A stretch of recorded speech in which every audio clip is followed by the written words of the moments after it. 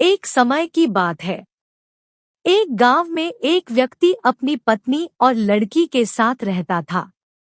एक बार उनके गांव में एक सिद्ध संत पधारे। उस व्यक्ति ने उन संत को अपने घर पर ठहराया और कुछ दिनों तक उनकी बहुत सेवा की। वह संत उस व्यक्ति की सेवा से बहुत प्रसन्न हुए।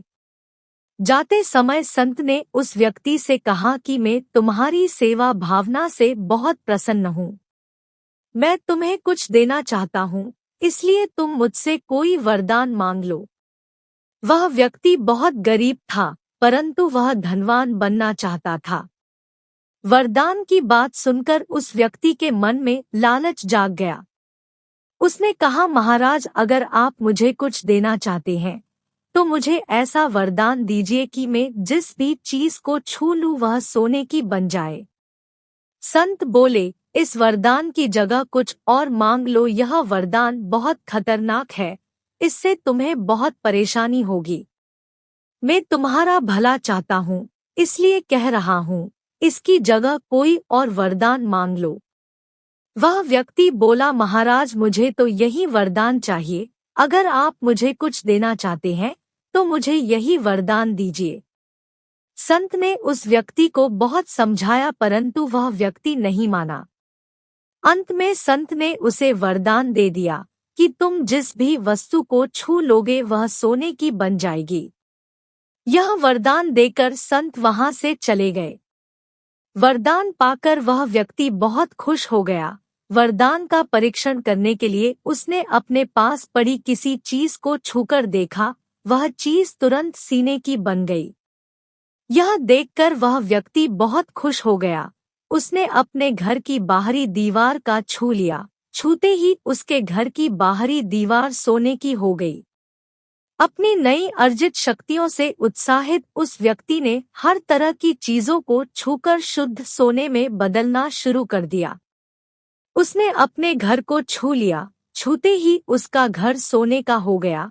उसने अपना पलंग छू लिया, वह भी सोने का हो गया। उसने अपने घर के सारे बर्तन छूकर सोने के बना दिए। जब उसके घर में सोने का बनाने लायक कुछ नहीं बचा तो उसने अपने घर में उगे हुए पेड़ पौधों को छूकर सोने में बदलना शुरू कर दिया। उसके घर में एक विशाल आम का वृक्ष था, उसने उसे छू लिया। उसके छूते ही पूरा वृक्ष तने, डालियों, पत्तों और फलों के सहित सोने का बन गया। यह सब करते करते जल्दी ही वह थक गया और उसे भूख लग गई। उसकी पत्नी उसके लिए सोने के थाल में भोजन लेकर आई। उसने जैसे ही खाने के लिए रोटी उठाई, वह रोटी भी सोने की हो गई। यह देखकर वह व्यक्ति घबरा गया। अब उसने खाने के लिए एक फल उठाया, वह फल भी सोने का बन गया।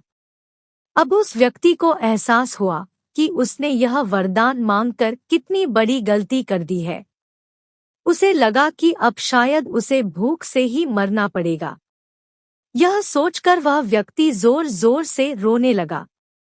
अपने पति को रोता देख उसकी पत्नी उसे सांत्वना देने के लिए उसके पास आई।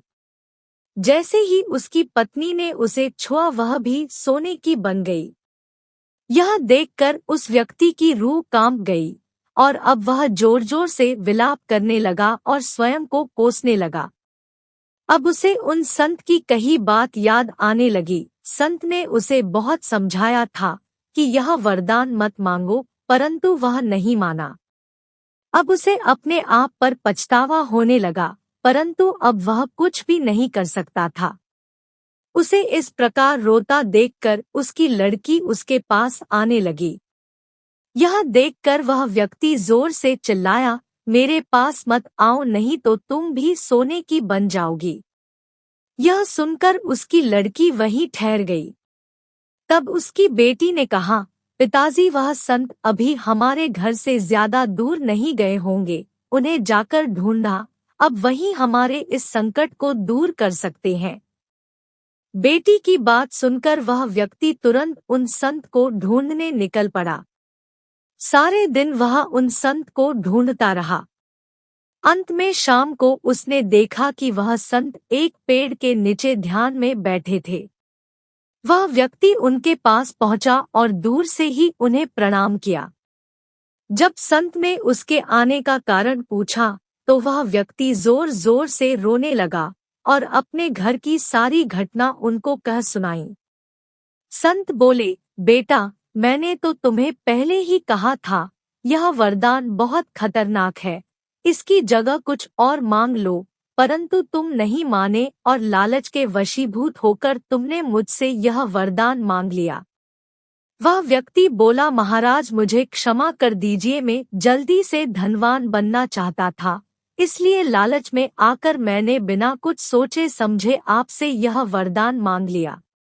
इस वरदान के कारण मेरी पत्नी सोने की बन गई है और मैं कुछ भोजन भी नहीं कर पा रहा हूँ, क्योंकि मेरे छूने से सब कुछ सोने का बन जा रहा है। इस प्रकार तो भूख से मेरी मृत्यु हो जाएगी। मुझे अब यह वरदान नहीं चाहिए, कृपया आप इसे वापस ले लीजिए। संत मुस्कुराए और बोले, तुम्हें अपनी गलती का एहसास हो गया है, परंतु तुमने एक बहुत अच्छा अवसर गंवा दिया। तुम वरदान में मुझसे कुछ ऐसा मांग सकते थे जिससे तुम अपना और सबका भला कर सकते थे। अब मैं अपना वरदान वापस लेता हूँ। अब तुम पहले की ही तरह एक साधारण व्यक्ति बन जाओगे और तुम्हारी स्पर्श शक्ति खत्म हो जाएगी, और अब तक तुमने जो कुछ भी सोने का बनाया है वह सब कुछ पहले जैसा हो जाएगा। यह कहकर वह संत पुनः ध्यान में बैठ गए।